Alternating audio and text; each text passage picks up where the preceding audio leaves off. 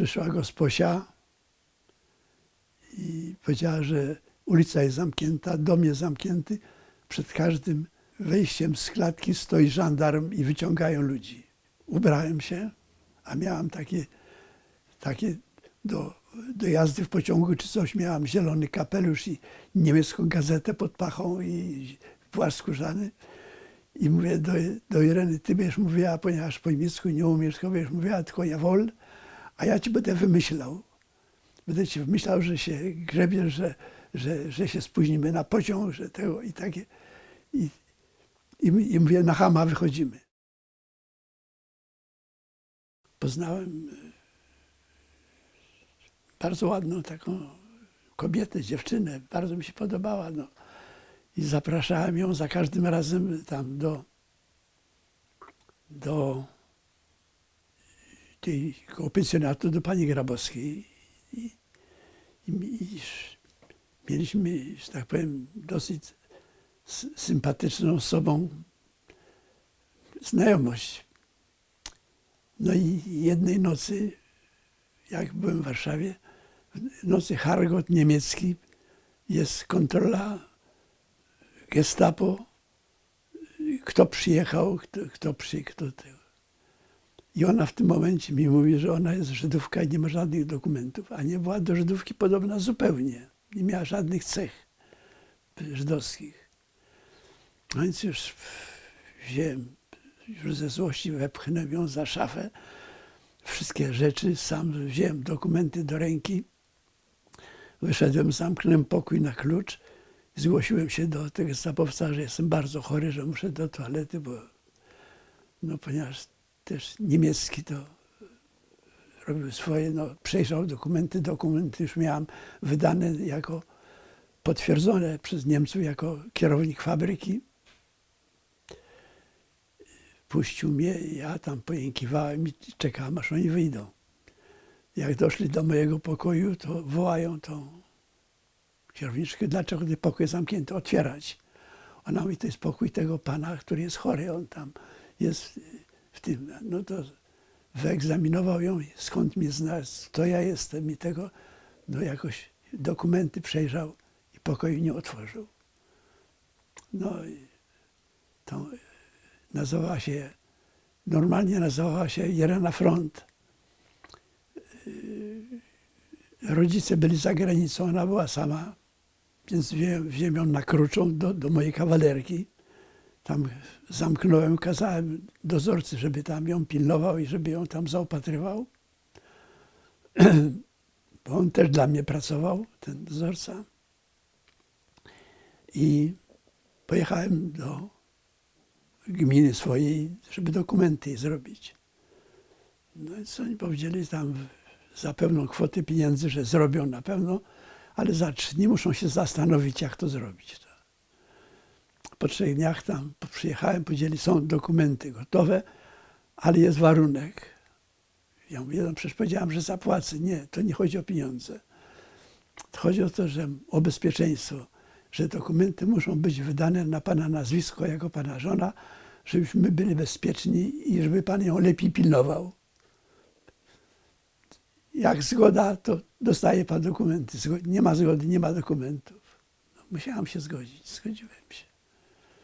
W domu złapali się za głowę, ale ponieważ tolerowali mnie, moje posunięcia, także ona została w Warszawie tam na krócej, tylko pomimo dokumentów zakazałem jej wychodzenia, zakazałem jej bez siebie.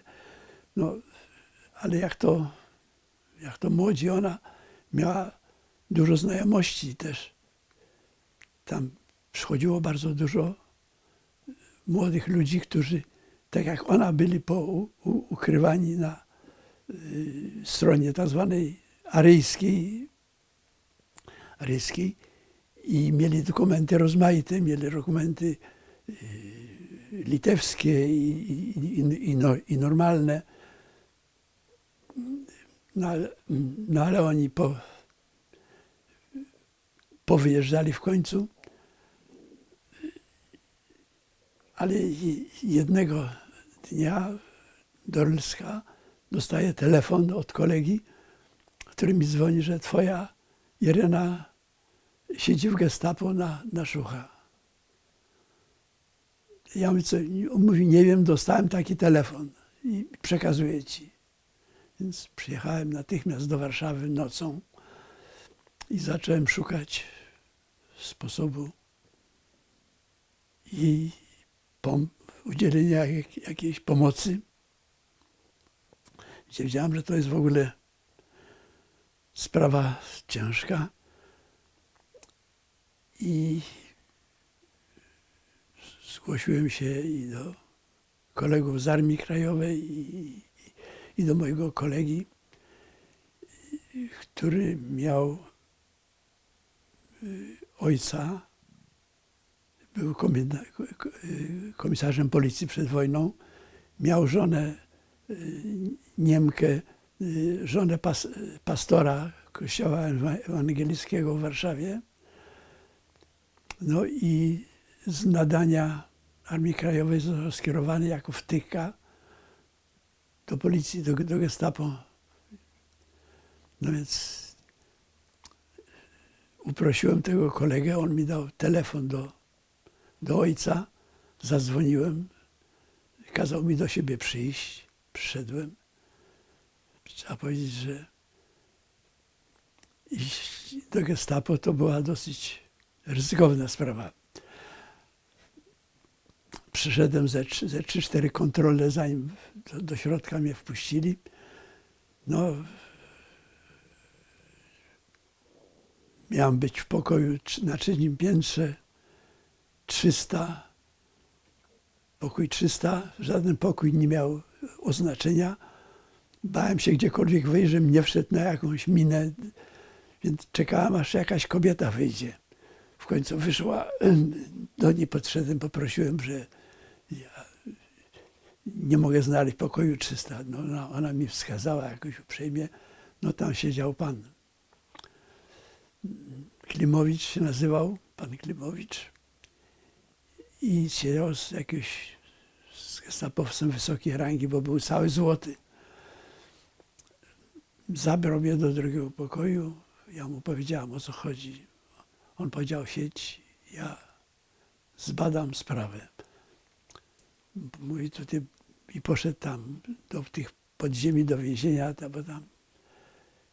I przyszedł po godzinie i mówi, słuchaj, sprawa jest bardzo skomplikowana, bo ona jest aresztowana z 20 młodymi Żydami, bo mieli spotkanie. I mówi, ja rozmawiałem z tą ekipą, która robiła to aresztowanie, i oni powiedzieli, że oni tego nie zgłosili jeszcze na górę do wydziału. Mogą zmienić to na nierząd, ale to kosztuje kilogram złota w wyrobach jubilerskich do 5, bo oni do 5 muszą zgłosić akcję. Dasz radę? Pomyślałem, no, kilogram złota, 5 godzin, no ale tutaj życie 21 ludzi, powiedziałem, postaram się. No, to była godzina 12, miałem 5 godzin, więc obleciałem, zrobiłem co mogłem i to złoto zebrałem. Jechałem po kolei po ludziach. Po ludziach tam były i papierośnice, i pierścionki, i bransoletki, i tego, no, rozmaitości było. Każdemu mówiłem, ja o co chodzi, i to ludzie zdejmowali i tego. Potem musiałem to wszystko zwracać, no. Nie było rady, ale i sam swojego miałem, bo nawet nie mogłem do majątku dojechać, bo miałem tylko 5 godzin na to. O 5 stanąłem przed domem, podjechała więźniarka, dwóch wyszło tych agentów, spytali się po niemiecku, Gold jest, to wyłazić. To tych 20 wyszło i zginęło w ciemnościach, bo to była już 5, 6 godzina. No a my poszliśmy na górę, oni przyjęli złoto, wypili wódkę, powiedzieli, że mieszkajcie sobie tutaj zdrowo, jesteście w porządku, macie w porządku dokumenty, nikt wam nic nie zrobi, możecie mieszkać i tego. No i poszli.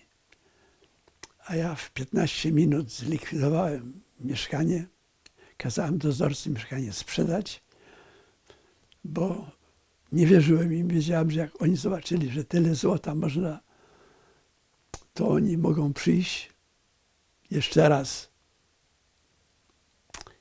I że powiedziałem, że wyjechali w niewiadomym kierunku, nie zgłosili meldunku i koniec. No, starałem się, ulokowałem ją na razie u znajomych. Znalazłem mieszkanie na Emilii Plater 17. To jest taka willa, która jest odgrodzona murem, z tyłu jest portiernia. Jest wolne pierwsze piętro, ale na parterze mieszkają Niemcy, artyści niemieccy, Zomba. Więc pomyślałem, że to nawet mogłaby być niezła rzecz. Kupiłem to mieszkanie, przyniosłem tam Irenę, ponieważ ja już wtedy jeździłem fabrycznym samochodem i nosiłem się tak, jak się mniej więcej noszą oni. Miałem skórzany płaszcz, zielony kapelusz, buty z cholewami, więc ci Niemcy na mnie nie zwrócili uwagi, tym bardziej, że oni większość dnia przespali, bo oni w nocy pracowali, a w dzień przychodzili i spali. Ale do Ireny przyszły 2 Żydówki, jeszcze koleżanki i miałem ich 3 tam na górze, więc jeszcze zorganizowałem im taką gosposię, która tam ich żywiła, obsługiwała, ale też taką starszą panią garbatą, żeby się w niej ktoś nie zakochał. I było wszystko okej też do czasu, bo kiedyś przyjechałem i patrzę, a tam siedzi taki blondyn, jakiś przystojniak. Ja pytam się, kto to jest? A to jest bardzo miły pan Władzio. Ja mówię, jak to jest pan Władzio? No tak oni mówi, poszliśmy trochę na spacer wyjść, ja my przymówiłem do cholery, żeby nie wychodzić beze mnie. No ale on tak, jemu się ta Anka, jemu się ta druga, taka blondyna była, zresztą bardzo ładna, zgrabna. Podobała mu się i on się przykleił do niej. No ale musiałem zbadać sprawę, wziąłem pana Władzia, upiłem, zrobiłem mu rewizję, no i znalazłem pistolet, znalazłem legitymację kryminalnej policji. No ale on rzeczywiście był zakochany i on nie zrobił żadnej szkody. No, w każdym razie cały czas miałem go na oku, bo jak pracował dla policji, to już mu nie wierzyłem. Z Ireną to miałem też taki przypadek, że bo mieliśmy mieszkanie jeszcze później na Żurawiej 2, Róg, Placu Trzech Krzyży. I tam moja mama zachorowała ciężko i poszedłem z nią odwiedzić mamę z Ireną, bo chciała ją zobaczyć też. I w trakcie tej wizyty przyszła gosposia i powiedziała, że ulica jest zamknięta, dom jest zamknięty. Przed każdym wejściem z klatki stoi żandarm i wyciągają ludzi. Więc stanąłem wobec takiego dylematu, że tu jest matka, jest pielęgniarka, która mamę pilnuje, jest gosposia tam tego. I jednak bycie z Ireną jest tam dla nich narażeniem jednak. Bo jest taka rzecz, że Niemcy potrafili rozpoznawać Żydów, nawet na ulicy czy coś szli, bo Żydzi jak się boją, im się twarz zmienia.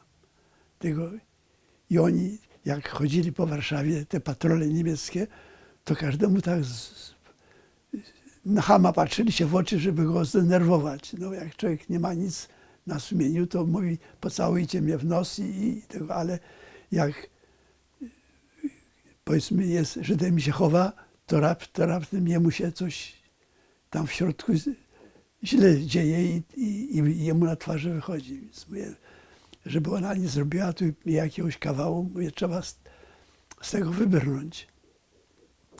Więc ubrałem się, a miałem takie do jazdy w pociągu czy coś, miałem zielony kapelusz i niemiecką gazetę pod pachą i płaszcz skórzany.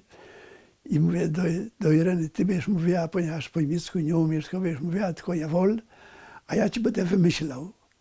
Będę ci wymyślał, że się grzebiesz, że się spóźnimy na pociąg, że tego i takie. I mówię, na chama wychodzimy.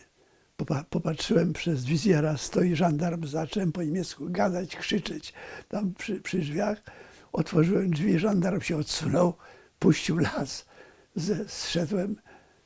Na każdym piętrze sali cały czas jej wymyślałem, ale wszedłem do bramy, a w bramie stało 5 gestapowców i paliło papierosy. I trzeba było albo przejść koło nich, albo przejść z daleka. I jak przejdę z daleka, to mogę zwrócić uwagę, że dlaczego ich omijam. Więc poszedłem prosto na nich, tak, że się prawie o nich otarłem, krzycząc do Ireny, że jest niemożliwa, że dlaczego to. Nie zwrócili na mnie w ogóle uwagi. I przeszedłem tam do Placu Trzech Krzyży i dalej w nogi. W związku z fabryką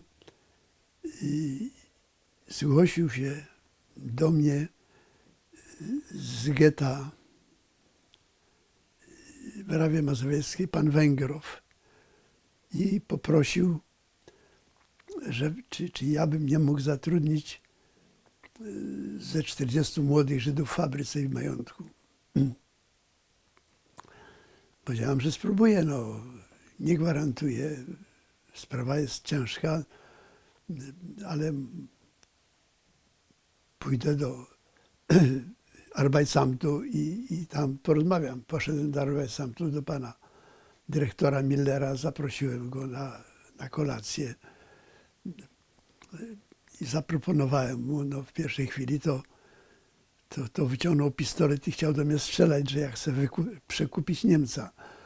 No ale ponieważ koniak jednak robi swoje, także złagodził obyczaje i pan Miller wyraził zgodę na 30 osób, ale z tym,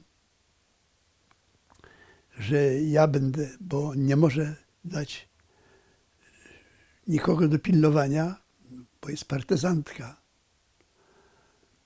że ja będę odpowiedzialny za tych Żydów i że muszę co 2 tygodnie uzyskać stempel na przedłużenie w każdy poniedziałek po 2 tygodniach.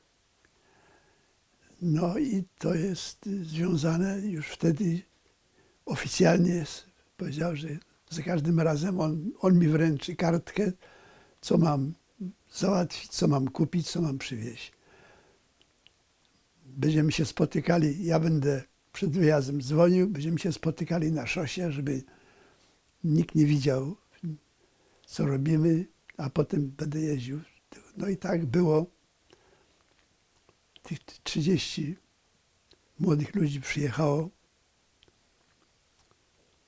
Dostali mieszkanie, dostali zakwaterowanie, sami sobie prowadzili kuchnię, sami sobie gotowali. Ja im tylko powiedziałem jedno, jak przyszli. Powiedziałem, tutaj pracuje 100-120 ludzi. Ja nie jestem w stanie wiedzieć, kto jest kto. Za wasze bezpieczeństwo nie jestem w stanie dać gwarancji. Mówię, musicie do godziny 5, jak jest praca, musicie pracować, a potem możecie robić co chcecie, chodzić gdzie chcecie, byście byli o godzinie 7 rano do pracy. Musicie sobie sami znaleźć miejsca, schowków, ucieczki, bo to wiecznie nie będzie. To przyjdzie dzień, w którym się to skończy. No to trwało dosyć długo, bo trwało rok i 3 kwartały prawie. Zdawało im się, że wszystko jest już bardzo dobrze. No ja wiedziałem, że nie. I w każdym wypadku, jak wyjeżdżałem po stempel, to zwalniałem ich wszystkich z pracy. I mieć czujki, patrzeć, czy nie jedzie samochód.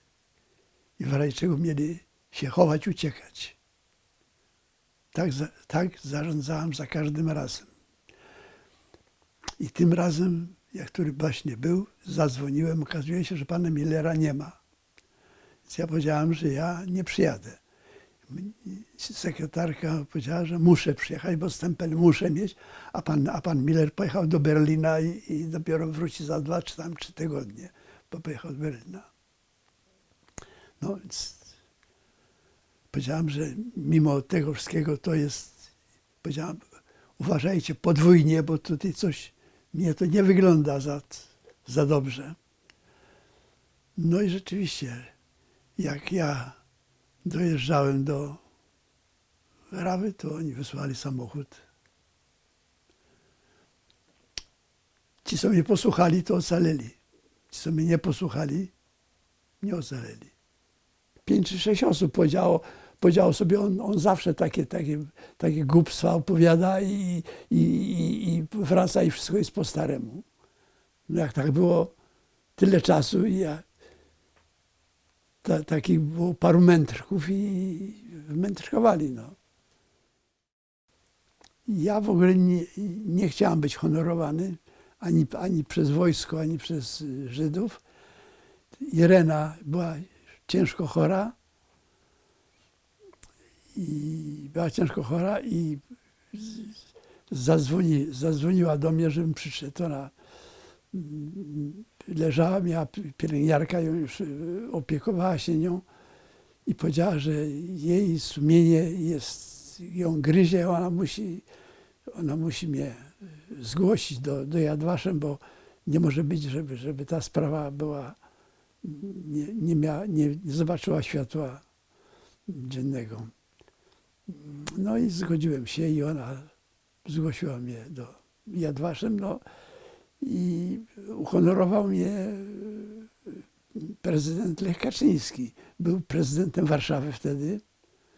Wtedy wręczył mi ten medal. No, a później jak był prezydentem Polski, to mi wręczył komandorię.